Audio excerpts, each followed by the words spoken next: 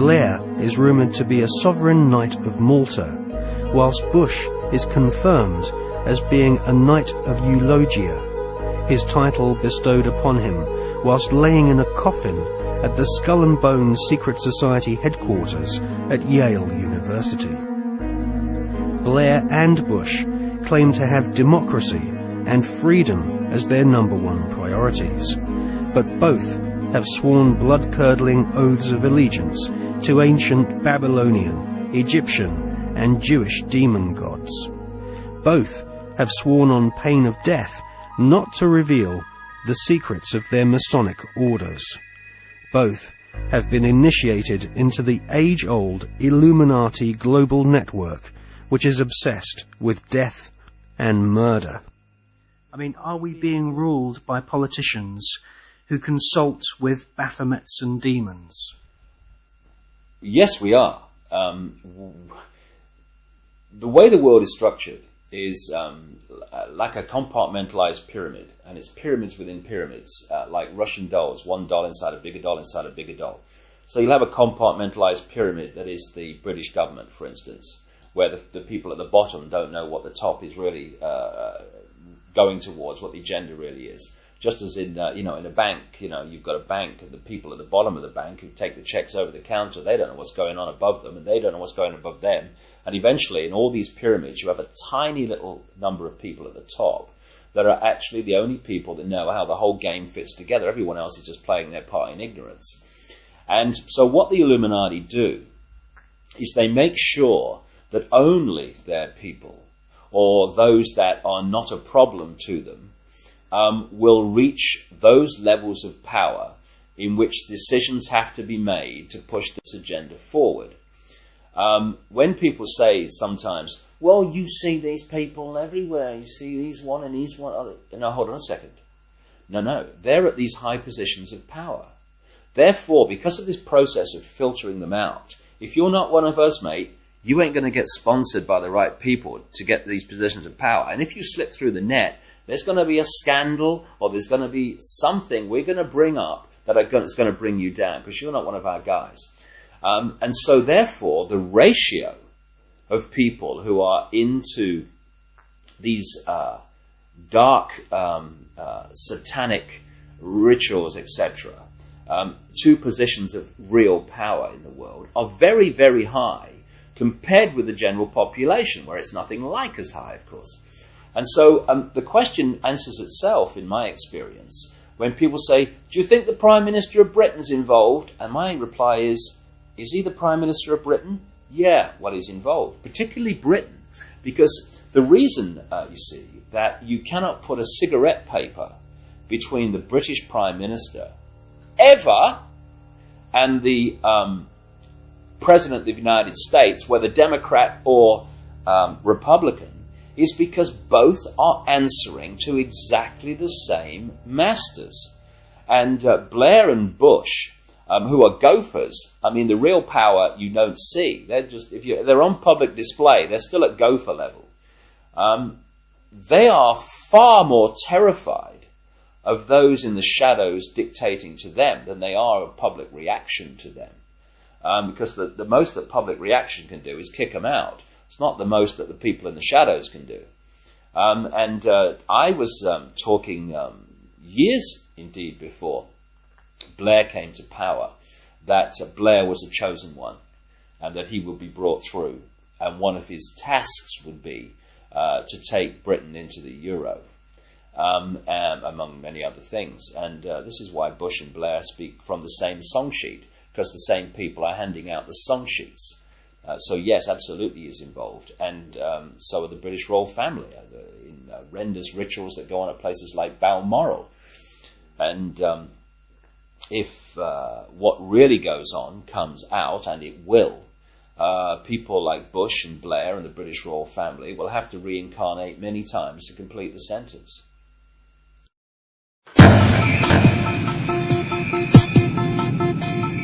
Let's do it.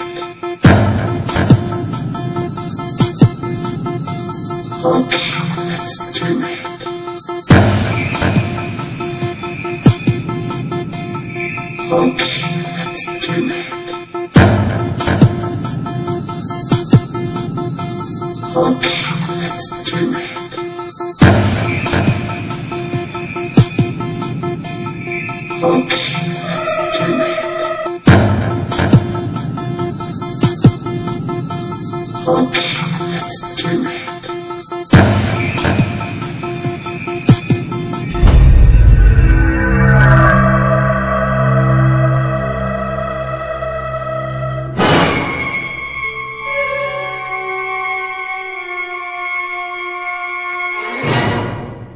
was an FBI agent for 27.5 years. At the time of my retirement, I was the senior special agent in charge of the FBI Los Angeles Division. I have been qualified in the courts as an expert on cults and satanic ritual abuse. I have information from various sources that judges, law enforcement, prosecutors, attorneys, doctors, and many prominent individuals, including actors, actresses, professional football and baseball players, are involved in these type activities.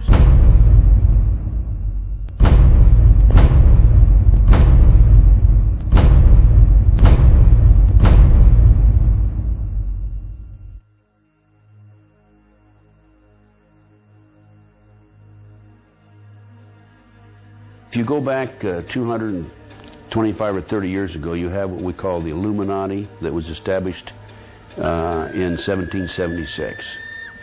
And the goals of the Illuminati, this is all very well documented, are to take over the world. One of the best ways of taking over the world is to control people's minds.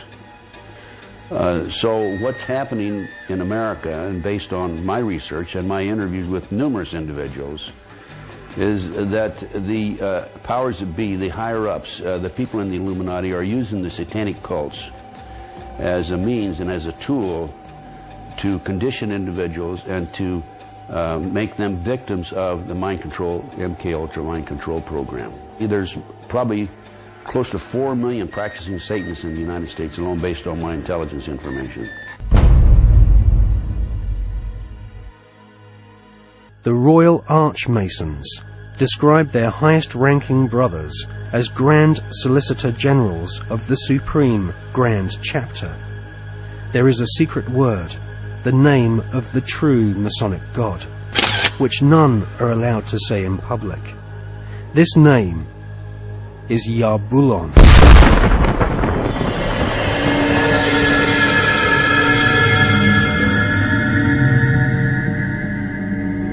The Masonic God is not the same God of the Bible, which the Masons call Adonai. Yarbulon has been described by Christian minister Canon Brian Brindley as an unholy compound of the Hebrew name of God, Jehovah, with the heathen names for Baal and Osiris. The highest ranks of Freemasonry utter Yarbulon as the one sacred and mysterious name of God. Yarbulon is a tripantheon Masonic god, in part deified as the historical Baal, which the Oxford English Dictionary confirms as being a Hebrew word.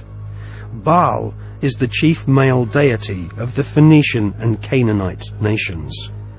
To the tribes of the Old Testament, Baal was the devil himself.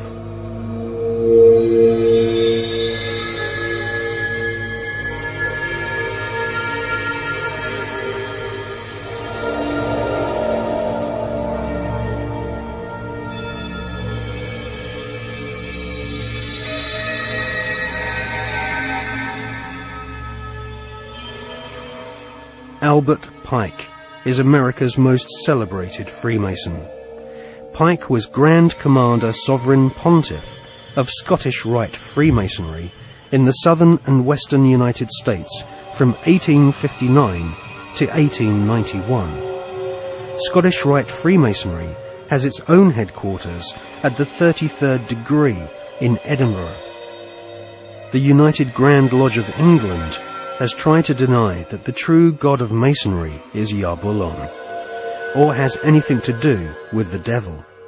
But Albert Pike describes Yarbulon as a symbol of the infinite and eternal Godhead, a mongrel word whose name has been for 2,000 years an appellation of the devil.